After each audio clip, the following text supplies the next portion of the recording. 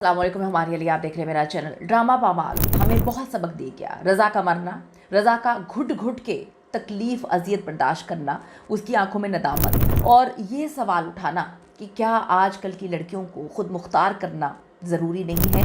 लड़कियों को किस हद तक खुद मुख्तार होना चाहिए। साया भी जहाँ पर साथ छोड़ जाता है, कोई अपना आपको एक वक्त की रोटी नहीं खिलाता।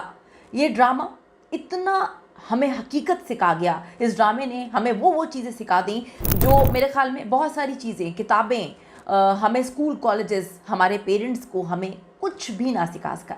आज की वीडियो में कुछ ऐसी चीज़ें आपके सामने रखेंगे जो आपको झंझोड़ के रख देंगी। रिक्वेस्ट है चैनल को सब्सक्राइब करें, वीडियो को आखिर तक मुलाहिजा ज़रूर फरमाइएगा। ड्रामा पामाल 22वीं किस्त खामोश करके रख दिया सारे नाजरीन को। इस किस्त की जान सबसे खूबसूरत मंजर, एक ऐसी एक्टिंग, एक ऐसी हकीकत जो रज़ा की मौत ने सबके ऊपर जो है वो खोल के रखती है। ये किरदार का अंजाम नहीं था बल्कि पूरे ड्रामे का ये टर्निंग पॉइंट था। रज़ा की मौत, बहुत सारे सवालात खुद से, एक औरत से, फैमिली से। अदाकारी जी इतनी ज़बरदस्त कि हर एक को रोने पर मजबूर कर दिया। रज़ा के आखिरी मनाजिर में उनकी अदाकारी लाजवाब थी। कमज़ोर आवाज़, बिखरी हुई उनकी जो है सांसें, आँखों में वो खौफ, बल्कि बहुत सारी ऐसी चीज़ें जिनका उनको डर भी था कि मेरे बाद मेरी बच्ची का ख्याल कौन रखेगा, मेरी बीवी का क्या होगा। वो खौफ कि मैंने बहुत कुछ करना था, मैं कर नहीं पाया, और वो तकलीफ़ कि अपने साथ नहीं दे पाए। वो सब कुछ इतना हकीकत के करीब था कि नाज़रीन ख़ुद को जो है कंट्रोल नहीं कर पाए, आंसू कंट्रोल नहीं हो पा रहे थे। ख़ास तौर पे वो लम्हा जब रज़ा बोलना चाहता था मगर सांस साथ छोड़ देती है।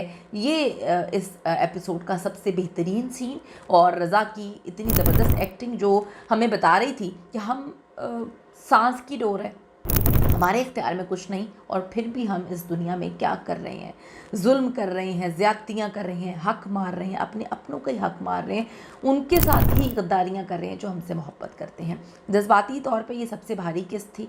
कहानी का सबसे बड़ा मोड़ था ये। नाज़रीन को झंझोड़ने वाली ये एपिसोड थी। ये किस्त पामाल को एक आम ड्रामे से उठाकर ताकतवर समाजी अलमिया बना देती है। पामाल का असल सबक जो है वो बहुत सारी लड़कियों के लिए, बहुत सारे वालिदैन के लिए, और ये हमें बार बार ये बताता है कि लड़कियों के लिए खुद मुख्तारी किस हद तक ज़रूरी है। ड्रामा पामाल ने हमें ये सबक सिखाया कि लड़कियों को खुद मुख्तार बनाना एक ऑप्शन नहीं है भाई, अब एक ज़रूरत बन चुकी है, और इतनी बड़ी ज़रूरत है वक्त की कि अगर आपकी बेटी तालीम हासिल कर चुकी है या उसके पास कोई हुनर है, वो उसको इस्तेमाल नहीं करती, आप सिर्फ ये चाहते हैं कि उसकी शादी हो जाए, अगले घर में वो चली जाए, तो यकीन करें कि आप अपनी बेटी के साथ, अपने बच्चों के साथ ज़्यादती कर रहे हैं। रज़ा की मौत ने यह हकीकत अयां कर दी है कि जब औरत कमज़ोर हो, जब औरत खामोश हो, दूसरों पर डिपेंड करती हो, तो सिर्फ वही नहीं बल्कि उसके इर्द गिर्द जितने भी लोग होते हैं पामाल हो जाते हैं।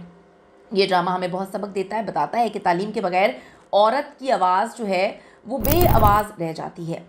माली आज़ादी के बगैर, आपके पास हुनर है, तालीम नहीं है, हुनर है, उसका इस्तेमाल करें।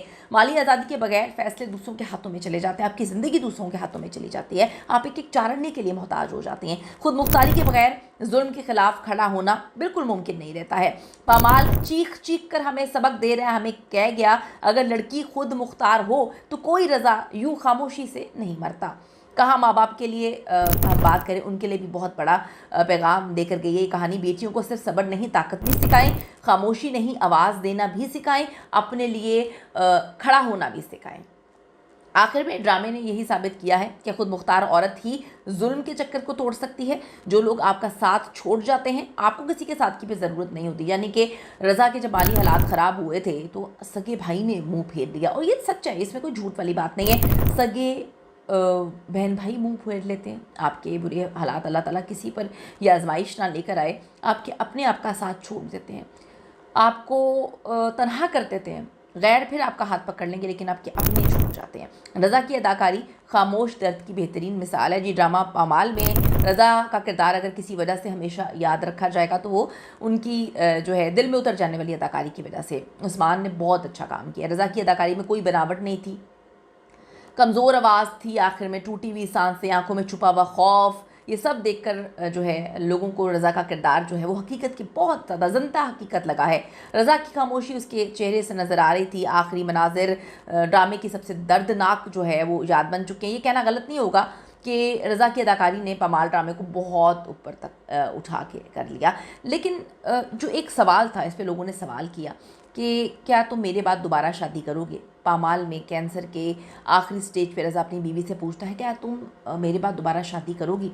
रज़ा की ख्वाहिश है कि मलका उसके बाद शादी ना करे, क्योंकि हो सकता है कि उसकी बेटी को सुतेला बाप जो है वो प्यार ना कर सके, साथ रहने में मसला हो। रज़ा जाते जाते और मरते मरते शायद अपनी जो ख्वाहिश थी वो फिर भी थोम के जा रहा था, क्योंकि अपने कंट्रोल करने की आदत कुछ लोगों में होती है। अगर एक बेवा औरत को कोई अच्छा साथी मिल जाए तो गलत नहीं होगा। मैं आपको एक बताऊं, हमारे मोहल्ले में एक खातून थी, ठीक है, उसको बड़ी मोहलिक बीमारी थी, उसके बच्चे भी नहीं थे मेरे ख्याल में, हाँ एक बेटी थी उनकी।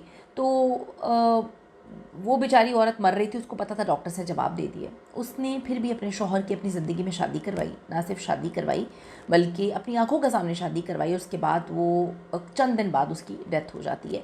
तो आप देखें कि आपका क्या ख्याल है कि उस खातून ने दुरुस्त किया था, या आपको लगता है कि बस जो है अपनी रुखसत की तैयारी करनी चाहिए थी उसे, और अपने शौहर और बेटी के बारे में नहीं सोचना चाहिए था। कीमती राय ज़रूर दीजिएगा। इस ड्रामे ने आपको क्या सबक दिया, कितना झंझोड़ के रख दिया। औरतों की खुद मुख्तारी किस हद तक ज़रूरी है, औरतों को किस हद तक खुद मुख्तार होना चाहिए, अपने माली मामलात के हवाले से किसी पर डिपेंडेंट नहीं होना चाहिए। अपनी कीमती राय ज़रूर दीजिएगा। आपने इस ड्रामे से क्या सीखा। मैंने तो बहुत कुछ सीखा। ज़रूर कमेंट्स करें। See you in the next video.